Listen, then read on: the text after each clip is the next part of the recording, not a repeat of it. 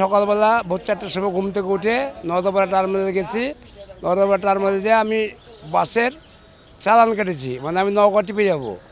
তো ওখান থেকে আমাকে মানে শ্রমিকরা বাধা দেয় যে আজকে শ্রমিক আন্দোলন, গাড়ি নিয়ে টিপে যাওয়া যাবে না, গেলে আপনি মানে হ্যাস্ত হতে পারেন। তা আমি একজন শ্রমিক, আপনি শ্রমিকের পক্ষে না বিপক্ষে? তা বললাম আমি শ্রমিকের পক্ষে। তা আমি তাহলে আপনি শ্রমিকের পক্ষে, তাহলে আপনি টিপে যান না। তাহলে ঠিক আছে ভাই, আমি যাবো না, কারণ আমি অপমান হবো না, আমি যাবো না। আর আমি একজন সাধারণ ড্রাইভার, দিন কাটি দিন খাই।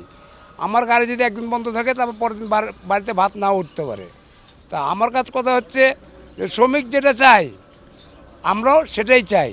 আমার শ্রমিক চাচ্ছে যে নিরপেক্ষ একটা এখানে সমাধান হোক, বা 3 মাসের জন্য হোক বা 2 মাসের জন্য হোক, একটা আহ্বায়ক কমিটি দিয়ে তারা সুস্থ ভোট চাচ্ছে।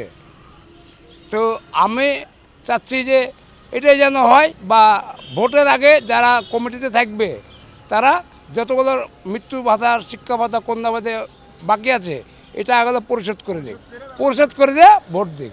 রাজশাহী জেলা মোটর শ্রমিক ইউনিয়নের একজন আমি সাধারণ শ্রমিক হিসাবে আমি বলতে যাচ্ছি, এই শ্রমিক কেন্দ্র করে বারবার গণ্ডগোল ফ্যাসাদ লেগে আছে। এতে সাধারণ মানুষ ক্ষতিগ্রস্ত হচ্ছে।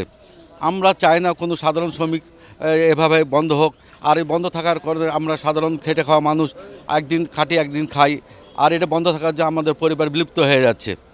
আমরা চাই সুষ্ঠু নির্বাচন। আমরা কোনো দল চাই না, নিরপেক্ষ যারা নির্বাচন পাশ করে আসবে তারাই কমিটি বসবে। আমি যাওয়ার কথা ঢাকা থেকে চিটাগং।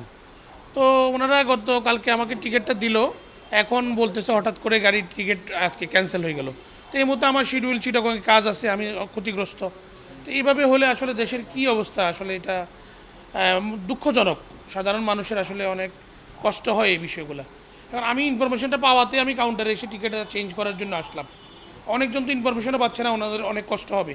যখন গাড়ি ছাড়ার টাইম তখন আসবে, তখন দেখবে মানে আপনার এই বাস অফ, তাহলে ওনাদের জরুরি অনেকগুলো কাজ থাকবে, ওনারা কষ্ট করবে।